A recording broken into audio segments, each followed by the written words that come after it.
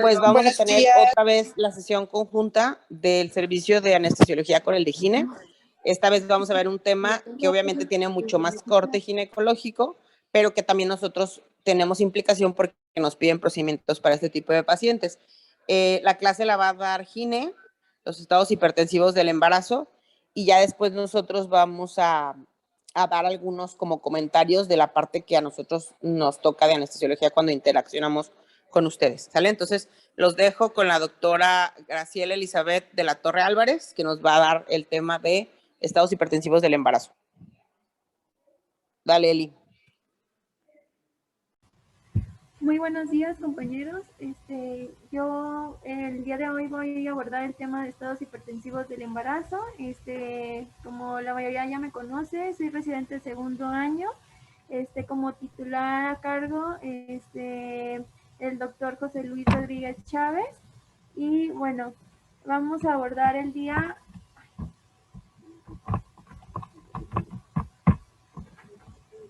la introducción, epidemiología, la clasificación de los trastornos hipertensivos del embarazo, fisiopatología, diagnóstico y tratamiento. Bien, pues menciona que en el mundo cada año representa 50,000 muertes los trastornos hipertensivos y 900,000 maternas y 900,000 muertes perinatales. Además, estos trastornos son los más comunes durante el embarazo y va a complicar una de cada 10 gestaciones.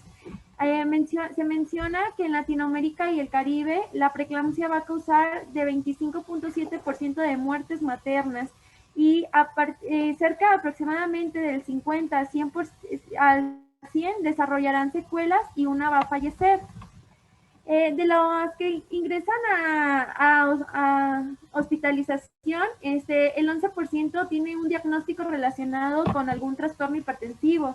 El 4.7% de estos pacientes cursan con preeclampsia, el 3.8% con hipertensión gestacional, el 1.7% hipertensión crónica y 0.6% hipertensión no especificada. Mencionaba en un artículo que de 176,925 partos que se atendieron en un hospital, aproximadamente el 47% fueron preeclampsia sin datos de severidad o no específica y el 37% preeclampsia con características graves y el 1.4% eclampsias y un 15% fueron hipertensión crónica con preeclampsia sobreañadida. Bien, ¿cómo se van a clasificar los estados hipertensivos del embarazo? En hipertensión crónica, y esta es la que se presenta antes de la semana 20 o también que se presenta o que persiste al menos 12 semanas después del parto y puede ser primaria o secundaria. La hipertensión gestacional va a ser una de arriba o igual a 140, la sistólica, y la diastólica mayor o igual a 90 y va a darse después de la semana 20 de gestación en pacientes que estaban previamente normotensas. No, en esta clasificación pues no se va a presentar proteinuria y ni características graves. La preeclampsia va a ser la presencia de cifras tensionales mayor o igual a 140-90, una proteinuria mayor a 300 miligramos en 24 horas, una creatinina elevada en gestantes mayores también de 20 semanas o hasta 2 semanas posparto. Y la preeclampsia con datos de severidad van a ser cifras tensionales mayores de 160 a 110 y síntomas con compromiso de órgano blanco. Se puede presentar en cualquiera de estos hallazgos, como la presión que les había mencionado, mayor o igual a 160 a 110, en 2 ocasiones, con al menos 4 a 6 horas de diferencia de una a otra toma. Sin embargo, menciona que se inicia el tratamiento antihipertensivo antes de este tiempo. También puede presentarse trombocitopenia con un recuento plaquetario menor a 100,000 plaquetas, un deterioro de la función hepática con elevación de las transaminasas, el doble de la concentración normal, puede presentarse también síntomas como epigastralgia, dolor en cuadrante superior derecho y dolor, cefalea, y además de insuficiencia renal progresiva con una creatinina sérica mayor a 1.1 o una duplicación de la concentración de creatinina sérica en ausencia de otra enfermedad renal. Edema pulmonar también se puede presentar en esta paciente y trastornos cerebrales o visuales persistentes. La eclampsia pues va a ser la aparición de convulsiones del tipo gran mal o coma no atribuibles a otra causa. Y el síndrome GEL, pues, va a estar dado por una hemólisis con una DHL 2 veces el límite superior de la normalidad, la elevación de las transaminasas, igual 2 veces el límite superior de la normalidad, y las plaquetas disminuidas por debajo de 100.000. La hipertensión crónica con preeclampsia superpuesta, pues va a ser cualquiera de estos hallazgos en una paciente con hipertensión crónica, como, que se va a presentar con un aumento repetido de TA que antes estaba pues bien controlada y después empezó con elevaciones, y además de aparición de proteinuria o un aumento repentino de la proteinuria en estas pacientes que ya se conocían laboratorialmente con proteínas. Además, pues se va a presentar con datos también con hallazgos, como ya los había mencionado, la presión elevada, la trombocitopenia, un deterioro de función hepática, una insuficiencia renal o un edema pulmonar y trastorno cerebral. Bien, hay otros efectos hipertensivos como el efecto hipertensivo transitorio, que esta va a ser una elevación de la presión arterial que se puede dar por estímulos ambientales o como el dolor. También está el efecto hipertensivo de la bata blanca, que esta es una presión elevada en el consultorio mayor o igual a 140 la sistólica y la diastólica mayor o igual a 90, pero cuando están fuera de consultorio, pues esta presión arterial es menor. Y el efecto hipertensivo enmascarado, pues va a ser lo contrario al de la bata blanca. En consultorio la presión se va a mantener en rangos menor de 140 a 90. Sin embargo, fuera de consultorio se va a elevar se va a elevar la presión. Bien, como ya les había mencionado, pues la presión arterial debe estar elevada por lo menos en 2 ocasiones, con al menos un tiempo de 4 a 6 horas de diferencia. Pero sin embargo, si la paciente llega con una TA de 160 a 110, pues se hace la confirmación. También hay que descartar en embarazos menores de 20 semanas, embarazo molar completo, parcial o hidropesía fetal. En la recolección de 24 horas, pues vamos a ver que la proteína significativa va a ser mayor o igual a 0.3 de 24 horas o una relación proteína-creatinina de 0.28. Además, bueno, podemos hacerle una tira reactiva en orina y ya teniendo una cruz, pues ya nos va a marcar una proteína significativa entre 30 a 100 miligramos. Si son 2 cruces, de 100 a 300 y 3 cruces de 300 a 1000 miligramos. Los factores de riesgos que se van a asociar a la preeclampsia, pues va a ser la nulliparidad, la edad mayor o igual a 40 años en primíparas o también mayores 40 años pero en multíparas, una historia familiar de preeclampsia, que ya sea la madre o la hermana hayan cursado con preeclampsia en sus embarazos, también que la paciente haya tenido preeclampsia en sus embarazos anteriores, un embarazo múltiple, también que el periodo intergenésico sea mayor de 10 años, el índice de masa corporal que sea mayor a 30, también que tenga enfermedades preexistentes, está muy asociada a diabetes, estos trastornos, y las enfermedades autoinmunes como lupus o el síndrome antifosfolípido. la historia también familiar o el inicio temprano de enfermedades cardiovasculares, la diabetes pregestacional, o que la paciente presente antes de la semana 20 una sistólica mayor a 130 o una diastólica mayor a 80. Bien.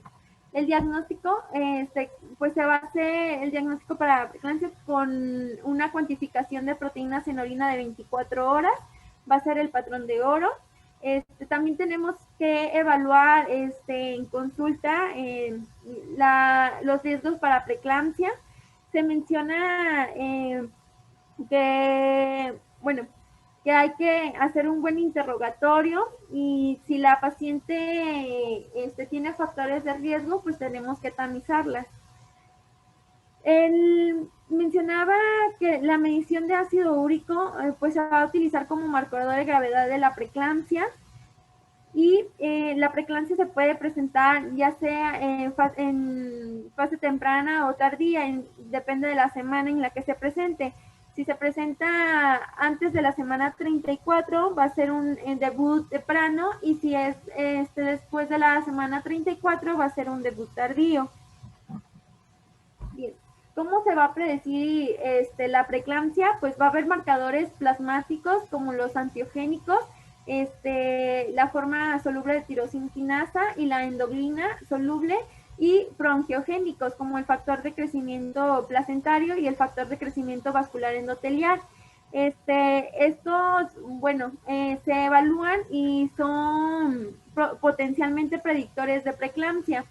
Y además también menciona que la combinación de estos biomarcadores angiogénicos entre el primer y segundo trimestre, junto con las características clínicas como la raza, el índice de masa corporal, la presión arterial, van a tener todavía un mayor valor predictivo para los casos graves y una preeclampsia de inicio temprano.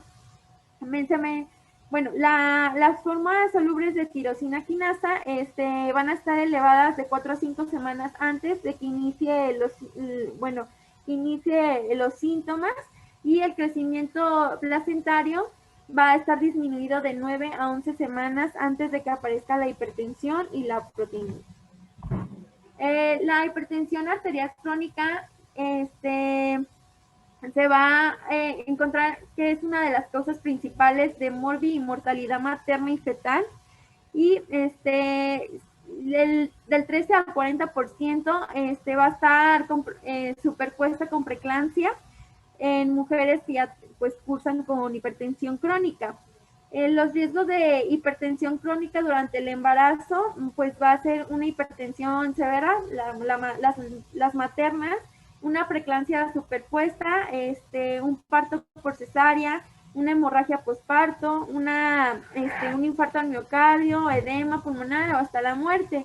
Y en los riesgos de la hipertensión crónica fetales, pues va a ser un niño, bueno, un bebé restringido, un parto prematuro, también anormalidades congénitas, nacimientos de óbitos y muerte neonata.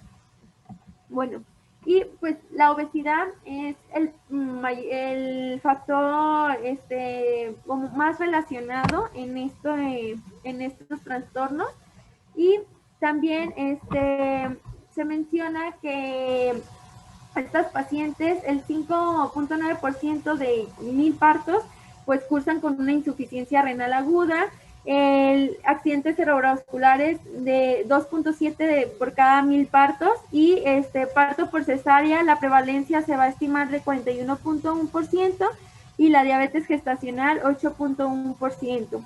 Y con estos pacientes, pues la muerte perinatal va a ser el doble a 4 veces mayor que en otras pacientes. Bueno, las metas con ellas es mantener una TA sistólica entre 130 a 145 y una diastólica entre 80 a 95.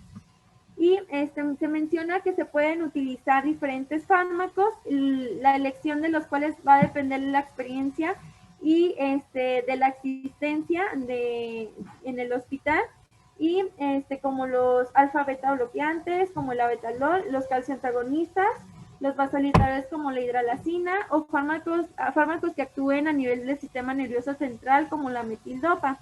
Y para la finalización de la gestación va a ser a partir de las 37 semanas y antes de las 40 semanas en función al Bishop. En el posparto, pues el objetivo de las TEAs es mantener niveles de presiones menor de 140/90. Bien. En la hipertensión gestacional, pues es frecuente en pacientes, el 6 al 7%, al 17% se va a presentar en pacientes nulíparas y del 2 al 4% se va a presentar en pacientes multíparas. Va a ser más prevalente en mujeres que tuvieron ya el antecedente de preeclampsia, y también en pacientes que cursen con un embarazo gemelar o mujeres obesas. El 50% de las mujeres diagnosticadas con hipertensión gestacional van a desarrollar preeclampsia en 1 o 5 semanas.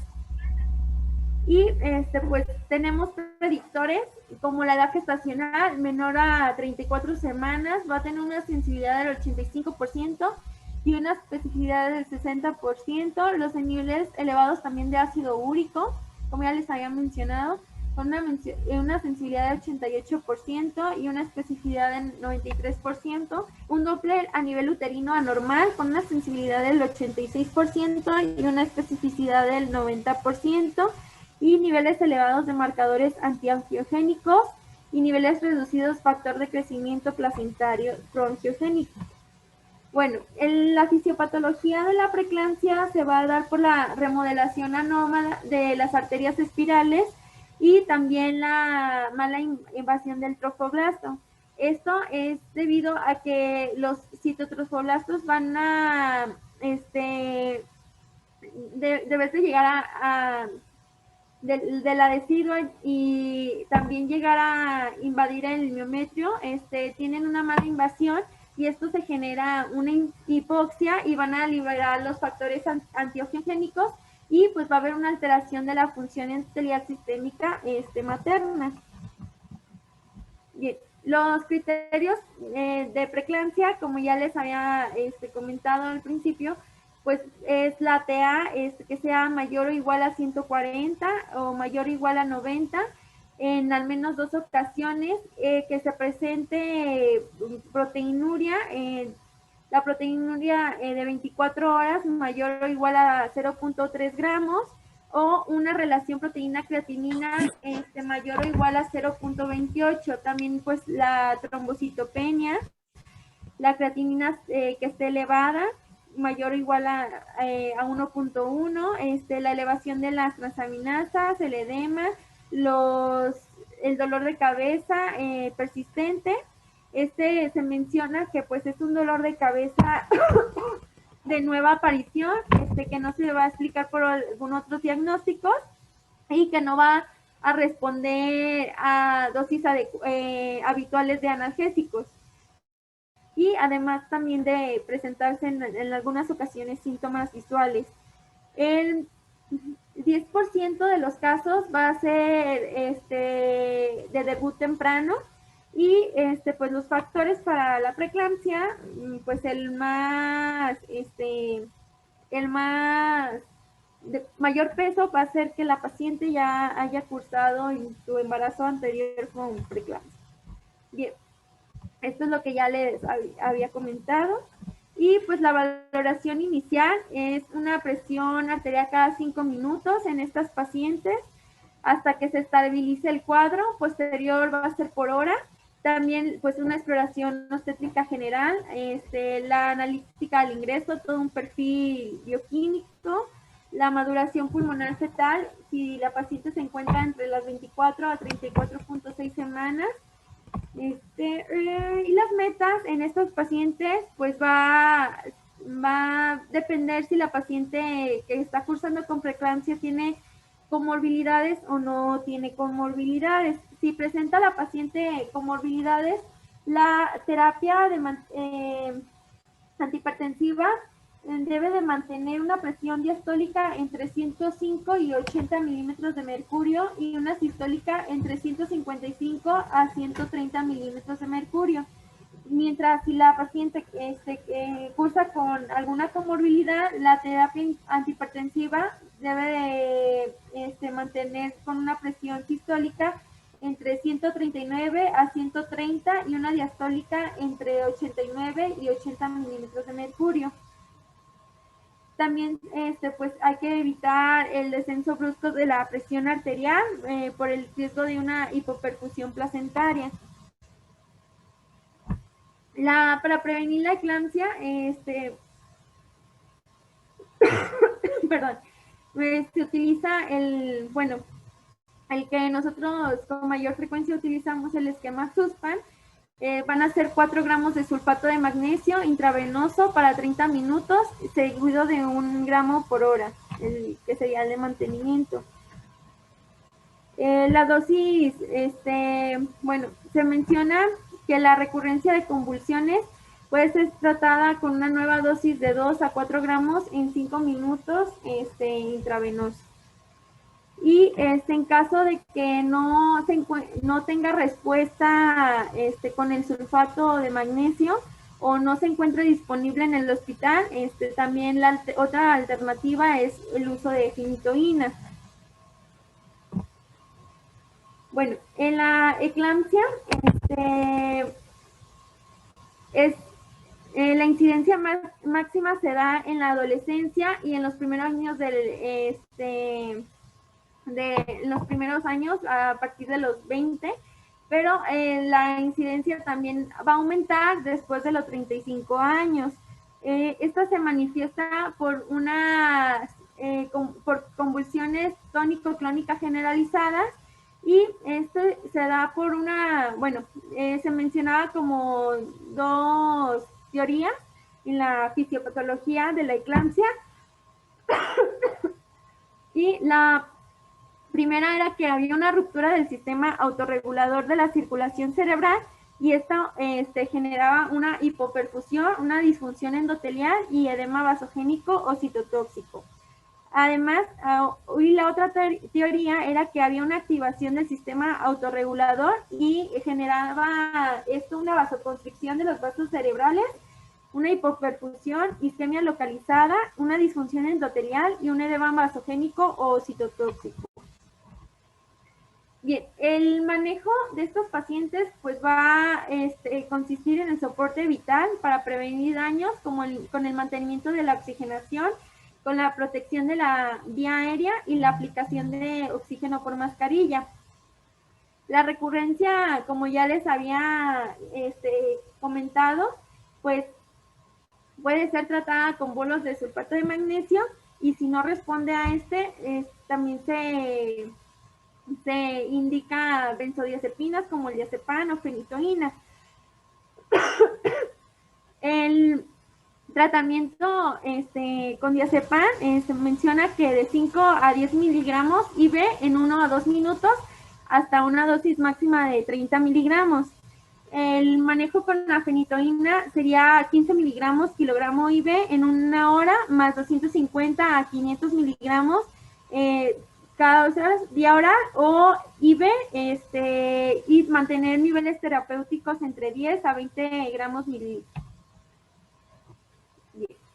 Entonces, pues aquí en la GPC pues hay una tabla del tratamiento con sulfato de magnesio que se recomienda para el manejo de la eclampsia, para las crisis 4 a 6 gramos intravenoso en 5 minutos, diluido en 100 mililitros de solución fisiológica, a pasar en 5 minutos, y el mantenimiento pues 1 gramo intravenoso por hora.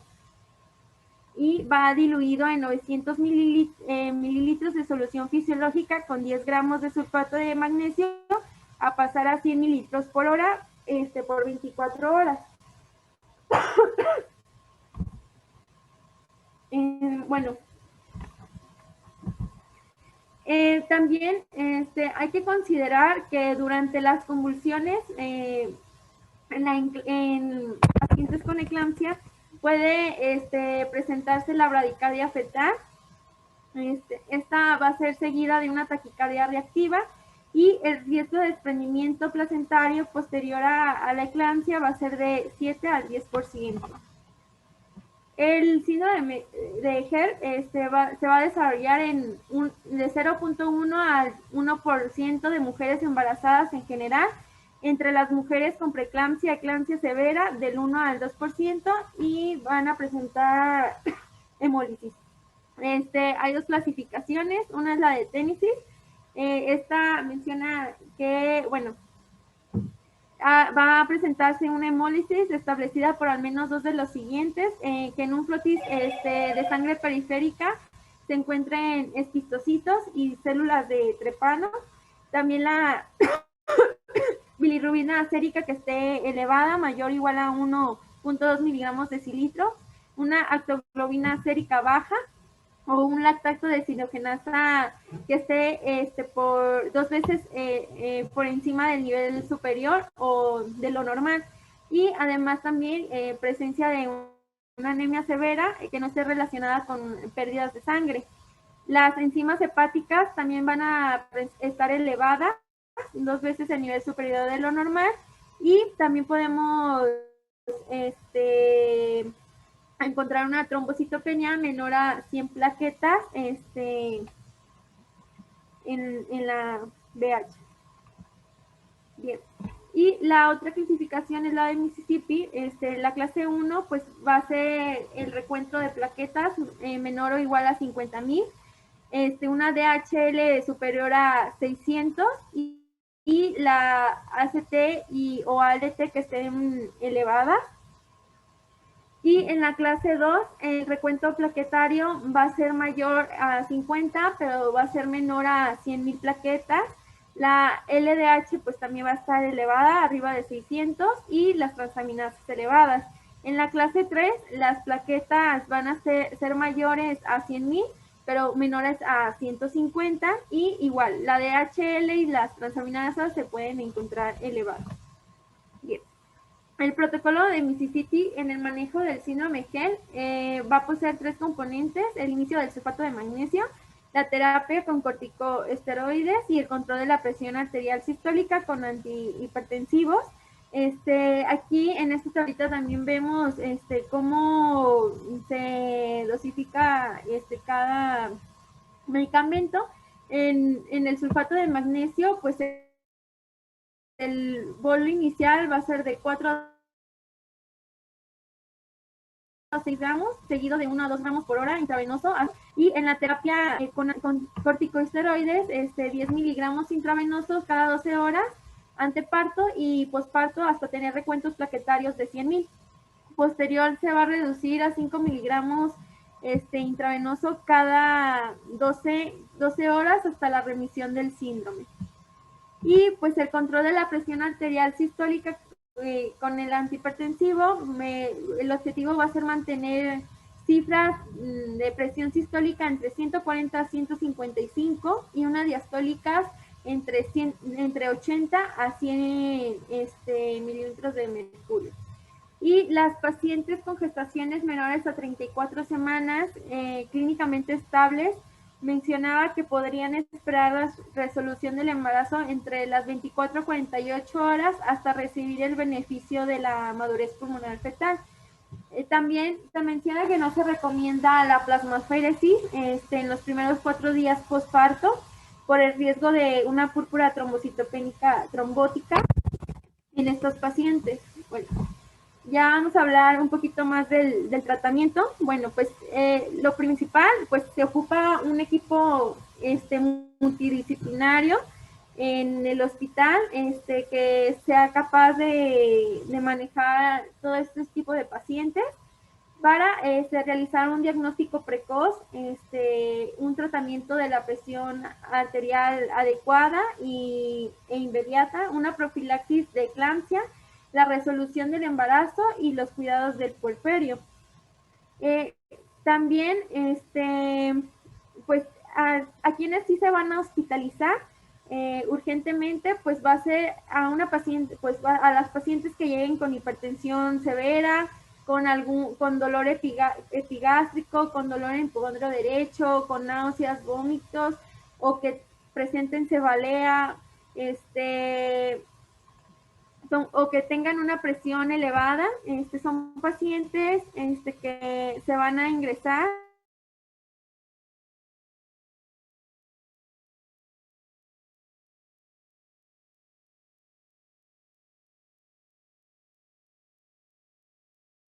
primeros 14 días de diagnóstico y va a condicionar el término del embarazo en las primeras 72 horas. Bueno, como ya les había mencionado, se va a considerar control de cifras tensionales cuando se va a tener una presión sistólica menor a 150 y una diastólica menor a 100. Cuando se va a tomar o se piensa interrumpir el embarazo, pues tenemos que considerar 3 factores, la edad gestacional, la salud materna y salud fetal.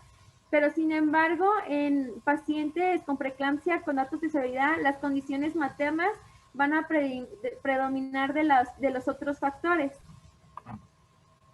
El tratamiento de la preeclampsia sin datos de severidad, pues se menciona en un estudio retrospectivo en pacientes que presentaron complicaciones neurológicas y preeclampsia, demostró que el accidente vascular cerebral de tipo hemorrágico se asocia a pacientes con presión arterial sistólica de 198 a 158 milímetros de mercurio y 133 a 81 milímetros de mercurio de presión arterial diastólica.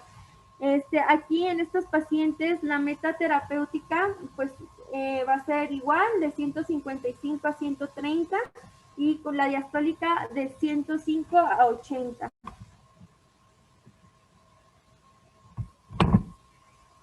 ¿Cómo se deben de prescribir los antihipertensivos orales? Pues va a ser de acuerdo a las características clínicas de cada paciente, las contraindicaciones, también pues va a depender la preferencia del médico, siendo de primer línea el uso de metildopa solo o asociada a otros fármacos, y también depende del medicamento que se cuente en la unidad.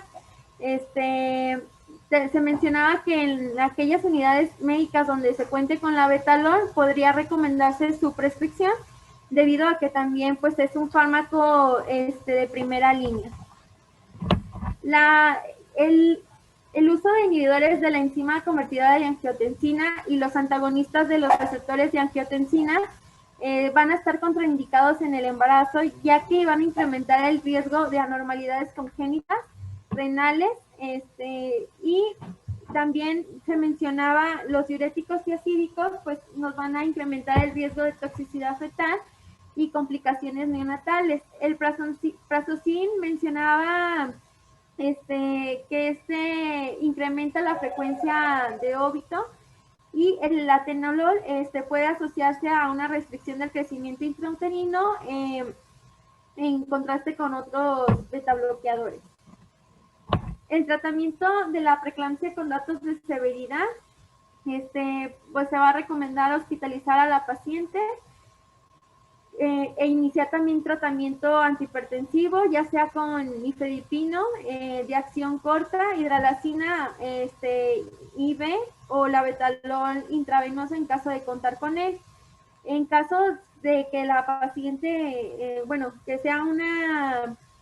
sea refractario, se puede utilizar nitroprusiato de sodio. Y también pues hay que considerar que toda paciente con preeclampsia severa, independientemente de la edad, debe considerarse el nacimiento en breve, ya que pues es el tratamiento. Los fármacos antihipertensivos que se utilizan en la crisis hipertensiva en preeclampsia severa, los de primera línea, el labetalol, como ya les había mencionado, sus dosis de administración pues son 20 miligramos en bolo hasta 40 miligramos cada 10 a 15 minutos, o en una infusión de 1 a 2 miligramos minutos. La dosis máxima va a ser 220 miligramos, y como efecto adverso pues hay que considerar que puede presentar la paciente náuseas, vómito, bradicardia neonatal. El inicio del medicamento, su tiempo es de 5 minutos, su pico máximo va a ser a los 30 minutos y va a tener una duración de 4 horas. El nifedipino, se utiliza el de 10 miligramos vía oral cada 10 a 15 minutos con una dosis máxima de 50 miligramos. El efecto adverso va a ser la uteroinhibición, hipotensión, taquicardia y cefalea. El tiempo de inicio del medicamento es entre 5 a 10 minutos. El pico máximo es de 30 minutos y su duración son 6 horas. La hidralazina ya se utiliza de segunda línea. Está en bolos de 5 a 10 miligramos o en infusión a 0.5 a 10 miligramos por hora. La dosis máxima pues son 30 miligramos y el efecto adverso es cefalea, taquicardia, náuseas, vómito e hipotensión. Al igual el tiempo de inicio pues son 5 minutos, el pico máximo 30 minutos y la duración 45 minutos. Los fármacos que se van a utilizar como manejo antihipertensivo puede ser el alfa-metildopa en preeclampsia sin datos de severidad, 250, 500 miligramos vía oral cada 8 horas, dosis máxima son 2 gramos día y también se puede utilizar como ya el abetalol de 100 a 400 miligramos vía oral, dosis máxima 1200 miligramos día. El nifedipino de 20 a 60 miligramos vía oral de liberación prolongada cada 24 horas hasta 120 miligramos día. El metoprolol también se sugiere de dosis de 100 a 200 miligramos vía oral cada 8 a 12 horas con una dosis máxima de 400 miligramos día. La hidralazina se utiliza a vía oral de 25 a 50 miligramos cada 6 horas y la dosis máxima son 200 miligramos día. La crisis hipertensiva, pues bueno, las tenemos que dividir en dos categorías. Una es la urgencia hipertensiva, que se va a referir a una elevación aguda y severa de la presión arterial, que es mayor o igual a 160-110, sin evidencia de daño a órgano blanco. Y una emergencia hipertensiva va a ser la elevación aguda de la presión arterial mayor o igual a 160-110 y cuando exista evidencia de lesión a órgano blanco. Las manifestaciones clínicas en la emergencia hipertensiva están directamente relacionadas con la disfunción de del órgano afectado. Puede presentarse una encefalopatía hipertensiva, angina, isquemia o infarto al miocardio, una disección de aneurisma aórtico o eclampsia. Y esto pues se genera una alteración de la barrera hematoencefálica y el tratamiento, bueno, el de primera línea cuando se genera esto es el abetalol. Bueno, esto ya es lo que les había comentado, los fármacos que se utilizan en el manejo de la preeclampsia severa. Se volvió a repetir la diapo, perdón. Y pues las metas van a ser presión arterial, se debe de reducir si es mayor a 220, 120 milímetros de mercurio en fase aguda o cuando existe evidencia de un nuevo evento vascular cerebral con la intención de mantener presión de perfusión cerebral y evitar la isquemia cerebral de las áreas que sufrieron alteración de los mecanismos de autorregulación vascular. La meta es reducir la presión arterial media no más del 15% y se recomienda utilizar regímenes terapéuticos como hidralazina intravenosa o nifedipino oral para el control de emergencia hipertensiva en el embarazo. El manejo de líquidos, bueno, se utiliza como tratamiento inicial de la preeclampsia, se utilizaba anteriormente 500 mililitros para romper el vasoespasmo. Sin embargo, su utilidad real se debe únicamente para tolerar los efectos secundarios del tratamiento antihipertensivo. La administración de líquidos intravenosos puede ser como terapia de mantenimiento o para reemplazo de volumen intravascular perdido, y la terapia comúnmente inicial debe ser lenta las primeras 24 horas y debe ser calculada junto con el volumen urinario combinado con las pérdidas insensibles. Se debe de mantener un balance hídrico neutro y debe de pasarse la solución cristaloide a un ritmo de 80 mililitros hora, que es igual a 500 mililitros en 6 horas, con el objetivo mínimo de mantener una diuresis a 30 mililitros hora. También mencionaba que el tratamiento diurético con furosemida de 20 a 40 miligramos en bolo en perfusión IV está indicado en oligonuria persistente, que es menos de 90 mililitros en 3 horas, y a pesar de la fluidoterapia correcta, bueno, se debe de individualizar cada caso en estas pacientes. Bueno, el retraso del diagnóstico y del tratamiento, también incluyendo la interrupción tardía del embarazo, va a derivar de un incremento de la frecuencia de complicaciones sistémicas asociadas a la preeclampsia, como la lesión renal aguda, el síndrome de Gell, la hemorragia parenquimatosa cerebral, la coagulación intravascular diseminada, la insuficiencia cardíaca, el edema agudo pulmonar, la hemorragia posparto, la tromboembolia pulmonar y el síndrome de distrés respiratorio del adulto. Y pues como ya les había mencionado, en la terminación del embarazo, pues es dependiendo de las consideraciones obstétricas, y se va a recomendar en pacientes con hipertensión crónica y que sea un embarazo bien controlado, entre las semanas 38 a 39.6 semanas, favoreciendo la vía vaginal. Y si la paciente cursara con preeclampsia, pues la interrupción del embarazo va a ser el tratamiento definitivo. El manejo, también mencionaba sobre el manejo conservador en la mujer con preeclampsia sin datos de severidad y con gestaciones entre 24 a 33.6 semanas, que se puede considerar siempre y cuando el hospital cuente con cuidados intensivos neonatales. Y pacientes con embarazos mayores a 37 semanas, pues se recomienda inmediatamente la terminación del embarazo de acuerdo a las condiciones obstétricas que se valoren.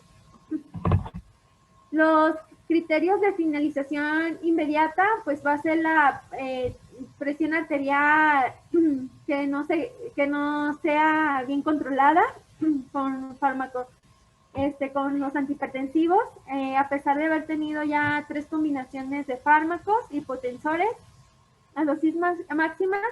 También que la paciente presente pródromos de eclampsia persistente y que no ceden con la instalación del tratamiento profiláctico de las convulsiones. Signos de pérdida de bienestar fetal, afectación orgánica materna progresiva y aparición de complicaciones maternas graves. Bueno, esto es lo que ya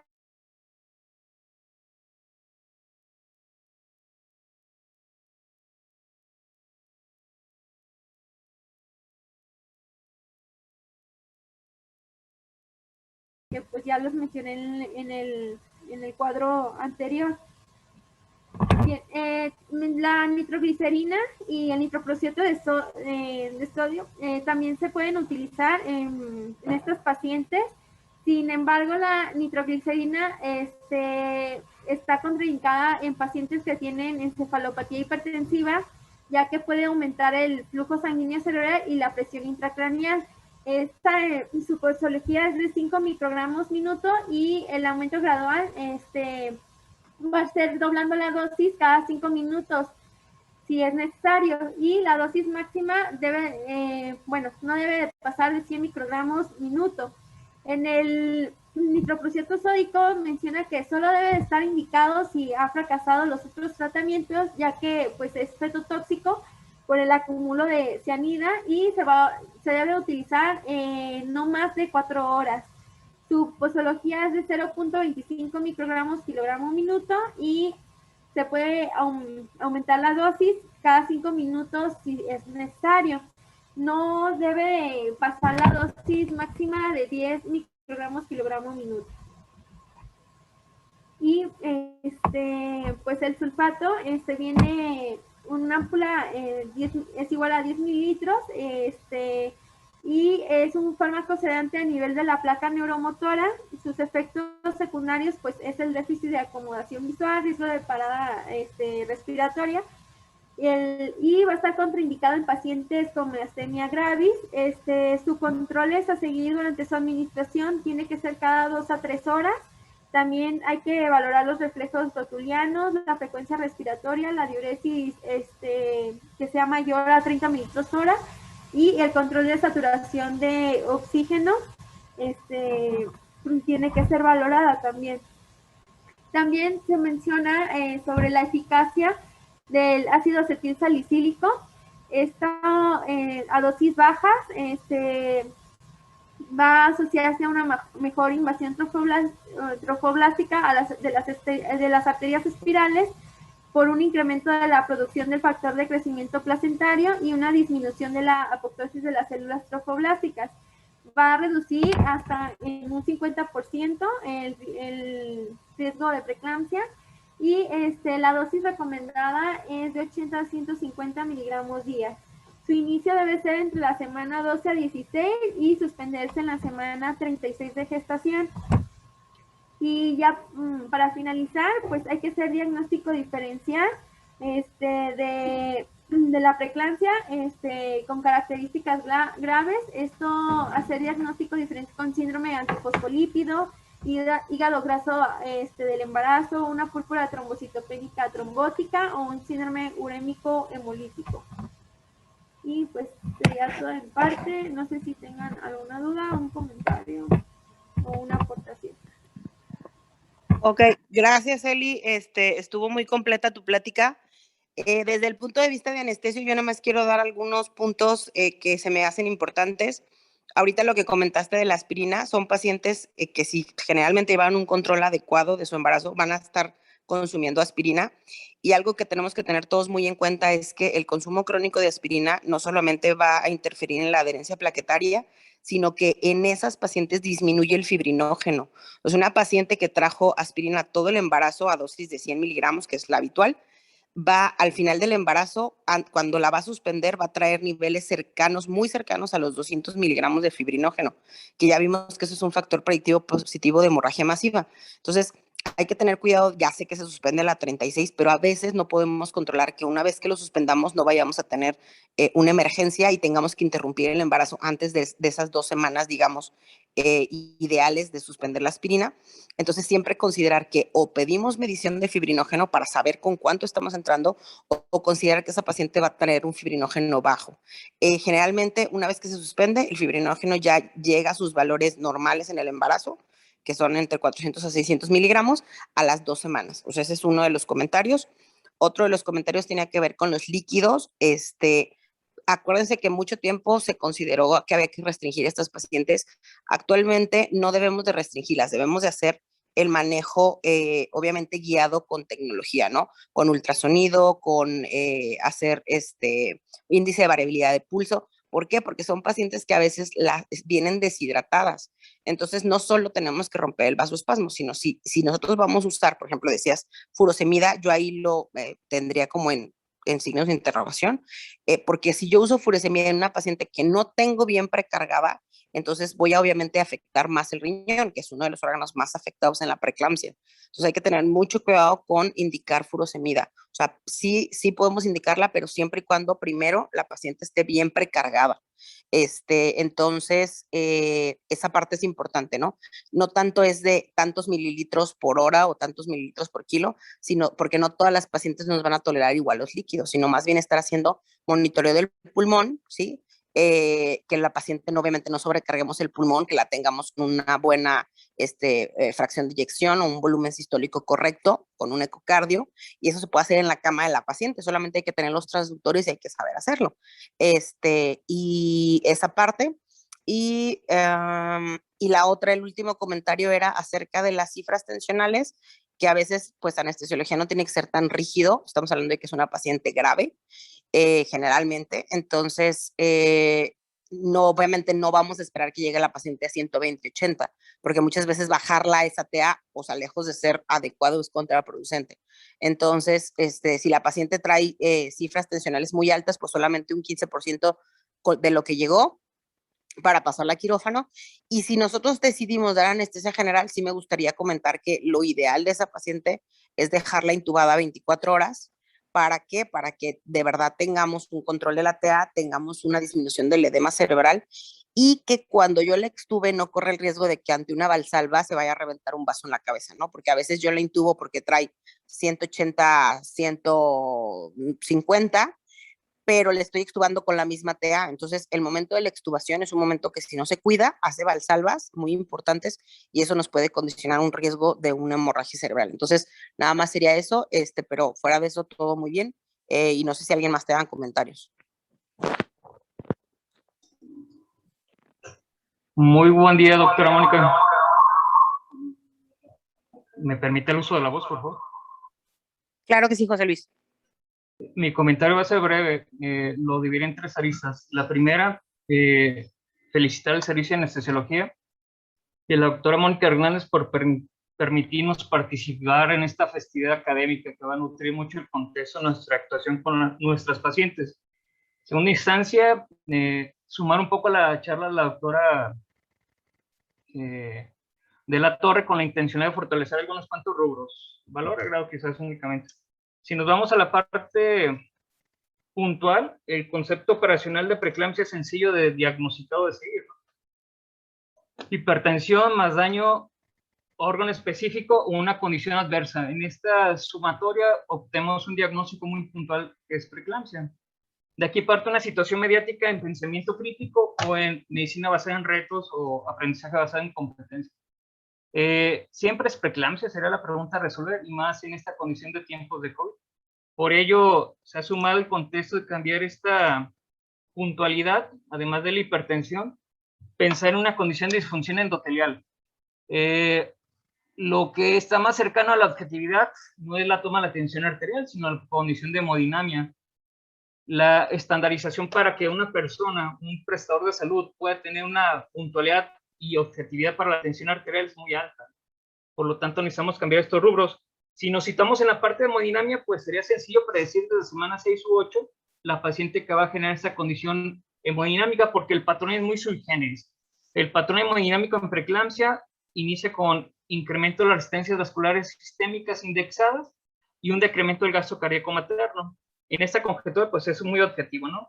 1548 dinas versus una paciente sana que va a cumplir con un embarazo normal de 978 y el gasto cardíaco en una paciente con preeclampsia menor a 5,7 versus a 6,78 en una paciente sana. Hay muchísimos más recursos en los cuales nosotros podemos emprender para un diagnóstico puntual, como es el PET-Q beta natriurético, la proteína C reactiva ultrasensible. Situándonos en el Doppler, pues es intentar hacer una analogía propiamente, la relación entre la perfusión de las arterias uterinas y su función celular, que esto nos va a situar cuando encontramos lo que mencionó la doctora, invasión trofoblástica anómala, relacionándonos con anormalidades en motilidad celular, penetración, interacción célula-célula, así como mayor tasa de estrés oxidativo, inflamación, lesión celular y posiblemente la apoptosis. Mencionar que en nuestra institución nos enfrentamos a un reto importantísimo. Nuestra tasa de tamizaje es muy superflua. Desgraciadamente, nuestras pacientes que acuden al control prenatal lo hacen de manera muy tardía. Entonces, nos enfrentamos a una condición que se llama reto temporal, en el cual tenemos que hacer diagnósticos oportunos con nuestras pacientes y ejecutar intervenciones que sean las más satisfactorias para un resultado perinatal sustancial. En esos 5 años, con una tasa de natalidad cercana a los 41.347, denotamos que la condición de prematurez tiene una puntualidad muy alta en el contexto de preeclampsia, 3.176 casos de prematurez. De ellos, 2,3%, 953 casos, hablando del global de 41.347 pacientes, tuvieron este contexto clínico. Y de aquí se sitúa la consideración pertinente al entendimiento de la fisiopatogenia. Cuando se otorga manejo expectante, estamos pugnando porque ese neonato tenga bien las mejores condiciones para su adaptación en la vida extrauterina, versus aquella paciente que desgraciadamente, si englobamos el contexto operacional de la entidad clínica, síndrome de disfunción órgano múltiple, pues requiere una intervención puntual. Por fortuna, en este advenimiento, las relaciones académicas y redes colaborativas, por ejemplo, sumando la intervención siempre eficaz del servicio de anestesiología, el receptor de este neonato, el equipo de neonatología y pediatría, pues ha dado rendimiento muy sustancial en este tipo de consideraciones. En la línea temporal, porque aquí viene la parte compleja, ¿no? Creo que cualquier médico sin expertise puede hacer el diagnóstico o sospecha clínica de preeclampsia, ¿no? Mujer que se acerca a la consulta con datos de encefalopatía hipertensiva, con incoherencia hemodinámica en un contexto de hipertensión, que además tiene injuria cortical, ¿sí? Y o se puede presentar en el puerperio, ¿no? Aquí nuestra métrica o nuestra proyección sería que desde manera oportuna, hablando desde el tamizaje del primer trimestre, la paciente fortalezca estas condiciones, esto es, hacer un historial clínico sustancial, tener a bien la toma de la tensión arterial media, hacer un diagnóstico predictivo con la toma de las arterias uterinas, hacer un IP medio de ambas arterias uterinas y 20 biomarcadores. En ese contexto, para primer trimestre, factor de crecimiento placentario y proteína A asociada al embarazo, que de nuevo cuenta es una condición muy sutil o remota a nuestra realidad institucional. Siguiendo con esa línea temporal, pues, de nuevo cuenta el daño endotelial será una condición increciendo, en el cual a partir de la semana 20 la paciente puede generar, por fortuna, expresión clínica mayúscula que nos ayuda a hacer el diagnóstico o la intencionalidad de buscar un menester para un diferencial para con la paciente. Siendo estrictos, no hay ninguna calculadora multiparamétrica fuera del Pierce Score que nos permita conjetar con la paciente una prontitud para su resolución obstétrica. En esta paradigma que nos presenta el doctor Vigil de Gracia, nos postula aquellas pacientes con prematuras extremas en las cuales debemos hacer intervenciones manifiestas, ¿de acuerdo? Son 8 rubros en los cuales, con uno que presente la paciente, es consideración mencionarle a la misma la necesidad del nacimiento, porque si recordamos, al no tener un agente causal y la proximidad mediática, que la placenta es el detonador de esta condición clínica, pues el mejor tratamiento es quitar el factor detonador, que en este caso sería la placenta, condicionando el nacimiento expedito de este nuevo ser vivo. La propuesta del servicio está manifiesta en el contexto de generar redes colaborativas en las cuales hay puntos en un listado de cotejo para cumplir de manera expedita, como ustedes lo pueden observar en la diapositiva que presentamos en este momento. Siendo manifiesto, pues, basado en medicina personalizada, deberá ser puntual el aspecto de la selección del mejor agente normotensor para con la paciente. Me sumo a la propuesta de la doctora Mónica Hernández. Sería conocer hemodinamia de la paciente y que el fármaco tenga un descenso opresor predecible y controlable, que a diferencia, por ejemplo, de hidralazina y nifedipina, que son agentes orales, y en el caso de hidralazina oral y endovenoso, puede tener desgraciadamente efectos colaterales suficientes con la paciente. Por eso se ha sumado que dentro del gravamen de seguridad manifiesto para la paciente con preeclampsia, el abetalol juega un papel importantísimo. Además de otorgar a la paciente control hemodinámico, le otorga neuroprotección materna, con una eficacia superior al sulfato de magnesio y con una tasa de número necesario a dañar ínfima, a comparación del magnesio, que su tasa de número necesario a tratar es altísima, 67 pacientes, para que una sea beneficiada, a diferencia de una tasa necesaria a dañar, que es de 32 casos, ¿de acuerdo? Por cada 32 casos vamos a tener una complicación con las pacientes con sulfato de magnesio. No satanizo el medicamento, tiene sus oportunidades y áreas de interés clínico terapéutico, pero también habrá que ser muy considerados en esta condición. Entonces, en ese advenimiento, nuestra postura es buscar, como menciona la doctora, el abordaje inicial, estabilizando, optimizando su condición multiórgano sistémica y ahorita buscar un espacio que sea el ad hoc a la paciente, el cual adolecemos. Pero por fortuna siempre hemos pensado en una terapia intensiva sin paredes. Designar un espacio físico de cuidado crítico al binomio, que puede ser en cualquier espacio, hablando de urgencias, topocirugía, quirófano, un expulsivo, piso propiamente. Y necesitamos un hospital de tercer nivel para cumplir claramente con esta condición. Entonces, la propuesta es que el hospital ejecute esta situación. Del monitoreo de la paciente, si nos situamos en palabras del doctor Martin Tobin, que es líder de opinión en este contexto, un buen monitoreo debería medir variables relevantes, proporcionando datos interpretables, ser fácil para implementar y no causar daño. Entonces, nuestra misión sería diagnóstico fortuito, diagnóstico objetivo y en base a ello planificar una propuesta terapéutica para con el paciente. Si nos vamos a condiciones más puntuales, por ejemplo, podemos citar temáticamente el doctor Jean-Louis Vincent, que maneja un acrónimo llamado MIA, medir, interpretar y aplicar. Entonces, era consideración para que cuando tengamos al alcance a cualquier de estas pacientes, tengamos a bien sumar esta condición. Y dentro de las propuestas del servicio nace también la necesidad expedita de herramientas de alarma obstétrica temprana para poder direccionar nuestra terapéutica hacia con las pacientes. Esta gráfica es sumamente sencilla de seguir, está graficado por semaforización, verde que no hay tanto contratiempo, amarillo una alerta que hay que estar al pendiente de esa paciente, y rojo que requiere una intervención expedita con una acción que dé oportunidad a órgano profilaxis. Aquí la situación temática en la cual quizás abonemos un poco más de tiempo.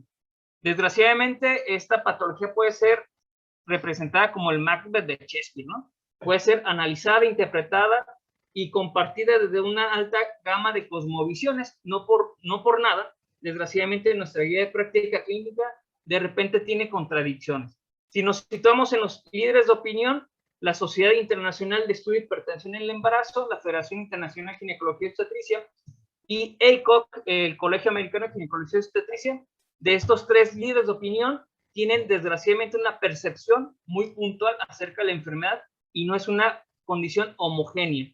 Por lo tanto, podemos desgraciadamente tomar puntos de cada una de estas guías y asignarla a nuestras pacientes. Aquí la condición sería homologar estos puntos diagnósticos y de terapéutica para que la paciente sea beneficiada. Ya platicamos que la vertiente del monitoreo es un monitoreo hemodinámico no invasivo de preferencia, biorractancia o bioimpedancia transtorácica, el simple hecho de la ejecución de una toma de tensión arterial, auscultar el tórax de la paciente, telemetría básica, y con eso podemos tener buenos recursos para con la paciente. Y de la parte bioquímica, situarnos que el perfil bioquímico que otorga el hospital o cualquier hospital de segundo nivel tiene como misión la condición de darnos herramientas referentes a la disfunción órgano-múltiple, no al diagnóstico de la enfermedad tal cual. Para eso está el coeficiente, el ratio o el desbalance angiogénico-proangiogénico. De la parte normotensores, pues situarnos que tenemos dentro de los box de ACOG 4 oportunidades: alfa-metilopa, nifedipina, hidralacina y labetalol, cada una con alcances y limitaciones. Si intentamos seleccionar el óptimo, pues ya platicamos, puede ser el uso del labetalol. Si hablamos de costo-eficacia, pues nifedipina. Si hablamos de efectos colaterales, hidralacina y alfa-metilopa tiene sus devenides muy importantes. Por ejemplo, alfa-metilopa, asociación alta con depresión postparto, hepatotóxico, nos va a alterar el PUM de la paciente, nos puede generar datos clínicos cardinales o datos clínicos pivotes como la cefalea y alteración de la alerta.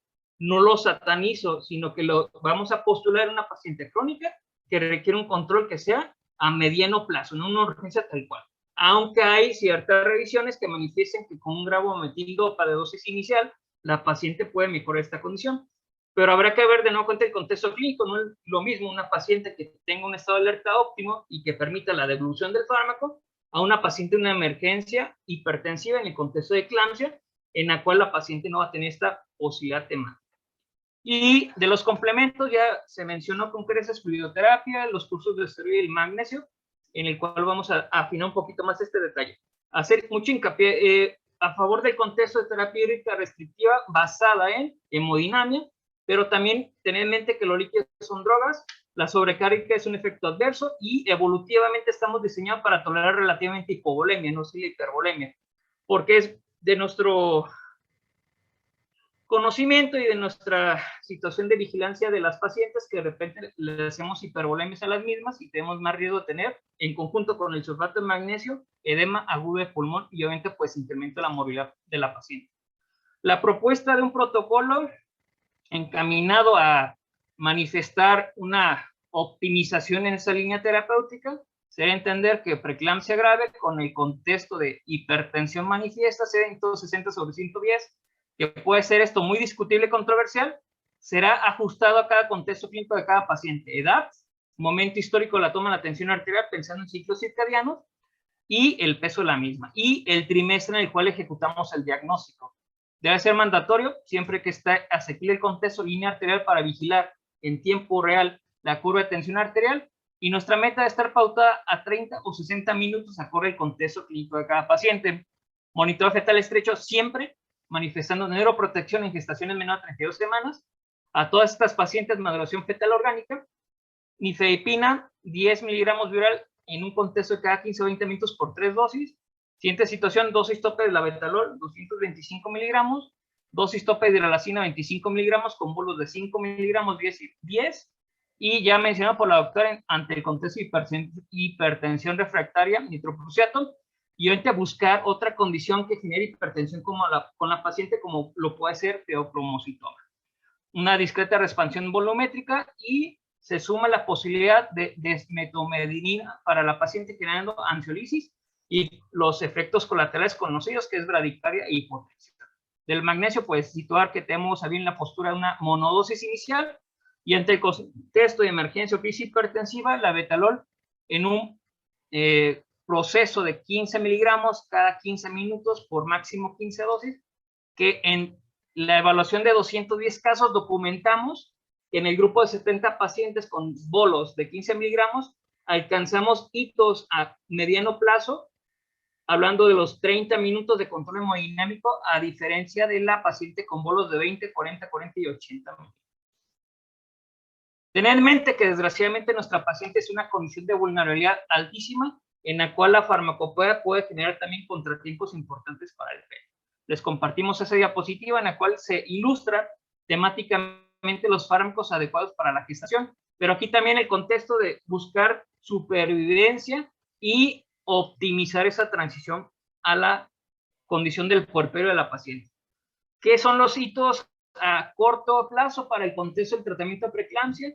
Melatonina en el advenimiento, que no únicamente es para controlar los ciclos circadianos en cuanto a la condición de sueño y vigilia de un paciente adulto, sino también tener en mente que este poderoso antioxidante actúa eliminando reactivos de oxígeno y nitrógeno, estimulando enzimas antioxidantes endógenas, como lo es el glutatión, peroxidasa, glutatión reductasa, dismutasa y catalasa, y en el advenimiento hemodinámico pues tiene un efecto antihipertensivo. Palmer y colaboradores en el 2019 con un grupo pequeño de pacientes, 336 en una edad gestacional oscilando entre las 23 y 32 semanas, utilizando 30 miligramos por día de melatonina versus placebo, y encontraron que tienen una dominancia sustancial para cardio y neuroprotección fetal, y a la par para la paciente generar una condición de control hemodinámico. Y bien, como manera colorario, quisiera compartirles esta proyección del Dr. Davis en el contexto del control prenatal, atención obstétrica, basada en este modelo que se llama cardio-obstetricia, en el cual juega un papel importante el equipo y la paciente. En la parte inferior de la pantalla, pues, el equipo que está tras bambalinas habitualmente, que es el equipo de anestesiología, que comanda la actividad de control hemodinámico diaria de la paciente, el control alérgico de la paciente y el evento anestésico, que va a compartir con otros actores que también tienen una importancia importantísima, como lo es el equipo de enfermería, el equipo de farmacia, laboratorio de trabajo social, el equipo de medicina materno-fetal, el equipo de obstetricia y obviamente pues el equipo de atención primaria en salud. Si seguimos esta línea temporal, encontramos que hay muchas áreas de oportunidad en las cuales podemos matizar un beneficio para nuestras pacientes, desde la parte preconcepcional, que para punto de vista muy personal, es una condición de alta utopía en nuestra realidad social. El control prenatal de la paciente, al momento de la necesidad del trabajo de parto, plan de parto, la atención del parto, la vigilancia y el monitoreo postparto de estas pacientes, el puerperio o el cuarto trimestre, y para vida futura. Y hablando de vida futura, tenemos desgraciadamente un contexto de débito hacia nuestras pacientes, porque en ese seguimiento de casi 30 millones de pacientes, se ha documentado que un porcentaje muy alto de estas pueden ejecutar desgraciadamente convulsiones cardiovasculares para vida futura. Entonces, situarnos que la preeclampsia no es una condición propia y estrictamente la gestación y el puerperio, sino que el alcance de la misma puede llevar a que la paciente tenga desgraciadamente morbilidad, secuelas, mortalidad, y aquella paciente superviviente va a tener secuelas importantes para vida futura. Por lo tanto, nuestra tarea sería ejercer de manera enérgica un tamizaje preconcepcional, un control prenatal eficiente, robusto, trascendente, dirigido a predicción, y obviamente pues la quimioprevención de nuestras pacientes con el Gold Standard Cream 10 ácido acetil salicílico 150 miligramos, semana 36 como dosis tope, y que hay otra gama de agentes que están ganando terreno, como lo son las estatinas, como los inhibidores de fosfodiesterasa, y como lo es el contexto de metformina, pensando en la condición del PAIUM, el factor activado de plasminoma. Entonces, de nuestro punto de vista, agradecerle su presencia Esperamos que esta charla nutra nuestra consideración de interacciones y que busquemos peculiarmente el mejor momento para la resolución obstétrica. Si nos situamos en evidencia Cochrane, puntualiza que después de la semana 37 ninguna gestante hipertensa, hablando de preeclampsia, debe mantener gestación. Pero hay estudios controlados, aleatorizados, randomizados, multicéntricos, en el cual generan la posibilidad mediática de buscar viabilidad sin ejecutar contratiempos perinatales y manifiestan que la semana 34 puede ser un momento histórico ad hoc para que este neonato no tenga la morbilidad asociativa a la hipertensión propiamente. Será nuestra intervención. Agradecerles de nueva cuenta el que nos permitan compartir en estas sesiones académicas y esperamos a muy corto plazo mantener esta red colaborativa y siga nutriendo a ambos servicios. Doctor Hernández, servicio de anestesiología, de nueva cuenta, muchas gracias por permitirnos participar en estas actividades académicas. No, al contrario, yo creo que ha sido como muy bueno el hecho de que tengamos como estos temas importantes que los dos coincidimos en que hemorragia, en que trastornos hipertensivos, en que diabetes gestacional son como de las cosas en las cuales tenemos que trabajar más en conjunto para tener mejores resultados. Muchas gracias por toda tu aportación, José Luis. Súper interesante lo de la melatonina, lo desconocía. Voy a leer más acerca de eso. No sé si alguien más tenga alguna pregunta o algún comentario. Solamente felicitar al equipo que está trabajando en esta iniciativa y por supuesto que va a dejar muchas herramientas para la mejor atención de los pacientes. Felicidades. Gracias, doctor. ¿Alguien más que tenga algún otro comentario? Si no, para ya finalizar y poder seguir con nuestras actividades.